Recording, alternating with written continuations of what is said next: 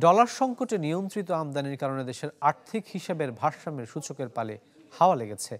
Bangladesh bank বলছে যে রপ্তানি ও রেমিটেন্সে প্রবৃদ্ধি হওয়ায় দেশের সার্বিক অর্থনৈতিক সূচকগুলো ইতিবাচক ধারায় ফিরেছে।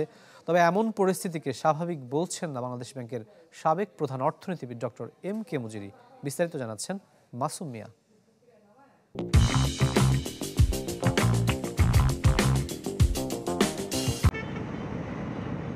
বিশ্বের অন্যান্য সব দেশের সাথে আর্থিক লেনদেনের হিসাব হচ্ছে বিনিময় ভারসাম্য বা ব্যালেন্স অফ পেমেন্ট, অর্থাৎ রপ্তানি সহ অন্যান্য আয় আমদানি সহ বিভিন্ন ব্যয়ের তুলনায় কম হলে বিনিময় ভারসাম্য হবে ঋণাত্মক, আর বেশি হলে তা ধনাত্মক।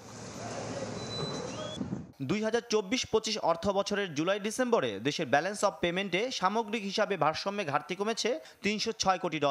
এই সময় চলতি হিসাবের 346 কোটি ঘাটতি থেকে উদ্বৃত্ত $3 কোটি, আর বাণিজ্য ঘাটতি $111 কোটি কমে দাঁড়িয়েছে $976 কোটি। বাংলাদেশ ব্যাংক বলছে আমদানির তুলনায় রপ্তানির প্রবৃদ্ধি বেশি হওয়া সহ রেমিটেন্স বাড়ায় ইতিবাচক হাওয়া লেগেছে দেশের সার্বিক অর্থনীতিতে।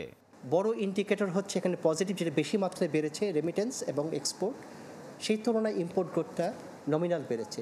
এই নেট ফিগারটার কারণেই আমাদের কারেন্ট অ্যাকাউন্টগুলো পজিটিভ হয়ে গিয়েছে আর কি। যারা এক্সপোর্টের বিজনেস এই লাইনে আসতে চাচ্ছে তাদের জন্য একটা মোটিভেশন।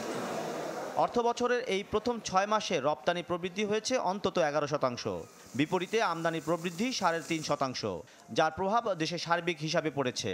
তবে এই পরিস্থিতিকে স্বাভাবিক বলতে নারাজ বাংলাদেশ ব্যাংকের সাবেক প্রধান অর্থনীতিবিদ এম কে মুজিরি।